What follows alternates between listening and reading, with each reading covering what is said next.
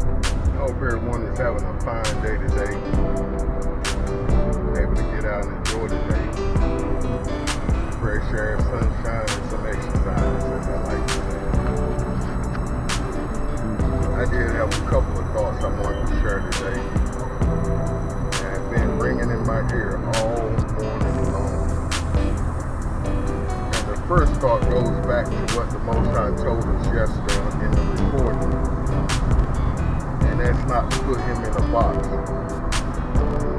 And we have read over the scripture about the Nehemiah's prayer in Nehemiah 1 and how he had been exiled to Babylon. And the Babylon king, he was the cupbearer for the Babylon king, pardon me. And the king asked him, "What's wrong with you? Your countenance is low." Like something is wrong. What's going on with you? So he was basically like, he had just gotten bad news from his kingdom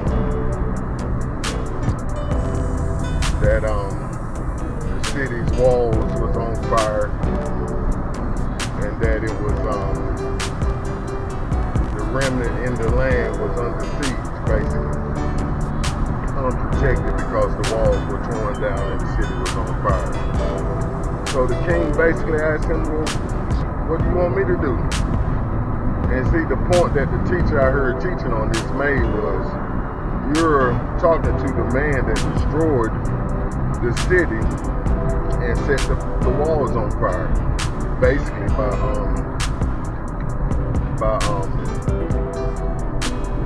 what would I say, by invading it.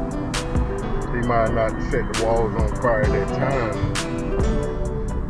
or set the city on fire and tore the walls down at that time, but he invaded the country. So basically he could have been killed for having a bad response to the king asking him what's wrong, because the king could have turned around on him and said, "Well, haven't I done this for you? Haven't I done that for you? And you're complaining and whining about a city that's no more, that I've taken over and done what I choose, have pleased to do with it." But anyway, that last script in the prayer, he said,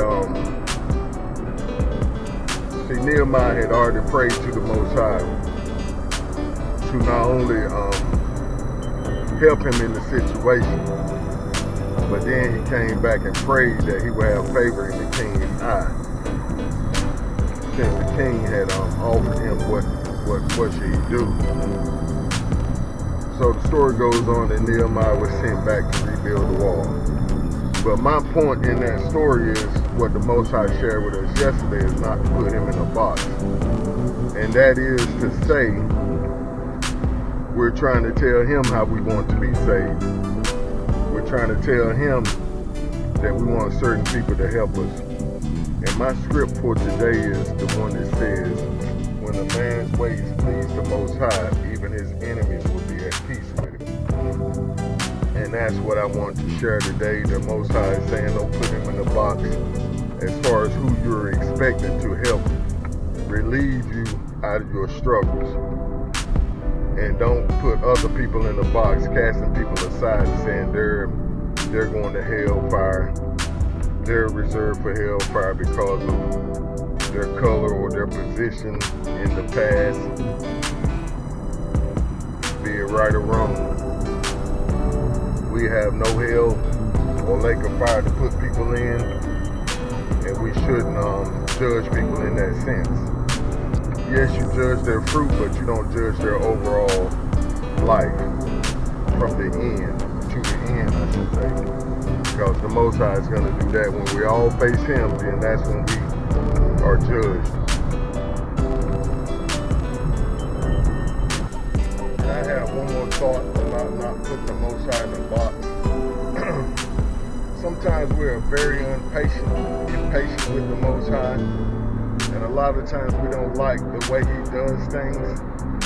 But he's famous of making our enemies serve us and bring blessings to us. And what happened with Joseph is a prime example. Joseph wanted the cupbearer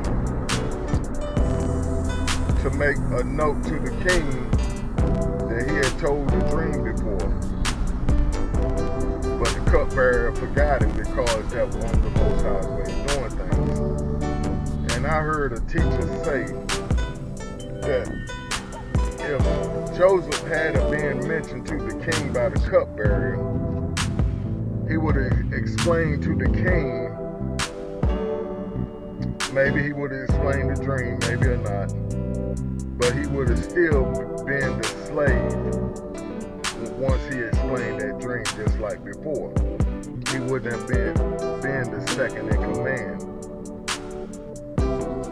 But when the king called for Joseph, that's when the Most High could do his work through it.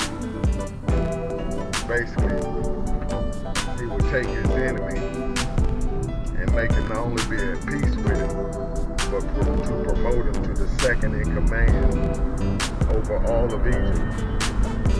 So I just wanted to mention that. Sometimes we don't like the way the Most High is doing things, especially him taking longer than we think he should take, and using certain people that we didn't think he should have to use. But we just got to be patient and hang on in there with the Most High and let him do his work in our lives. Shalom. And my next thought is quite simple also. It is, the victory is never won by coasting to the end. Finish strong. And the Most High gave me this early this morning when I woke up and was like, I need some more sleep. And I woke up with like 30 minutes before my time to get up. But I was like, I need to get some more sleep. And the idea came to my mind then, if you lay back down, then I can get up until late. So I went on and got up and he whispered that in my ear. Can't coast to the finish. Those funny videos where folks get so arrogant to where they let up at the end and the next person behind them coming past them and take the victory. But the script he gave me with this one was those that endure to the end shall be saved.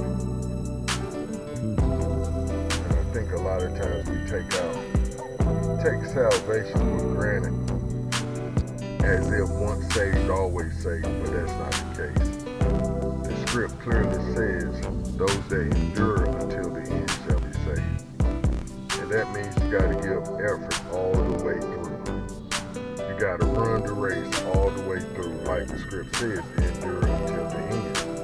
And see, at the end of the race is when it's the hardest. It's when your endurance is low, your muscles are hurt, all kind of thoughts are going through your mind. But there's one thing that you remember, and that's your training. Your mind goes back to your training. That's when you're able to follow through with the victory. And yes, it's hard. A lot of times we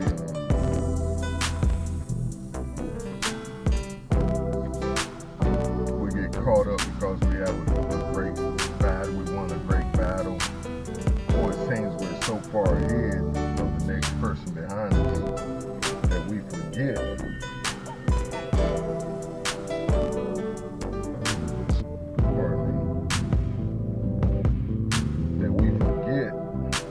that we're in a race, and that we can't forget there's people behind us that's coming at us that is basically shooting for us.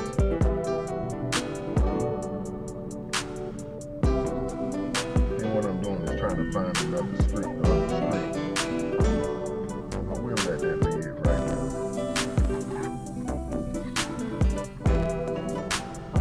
Follow through with the victory.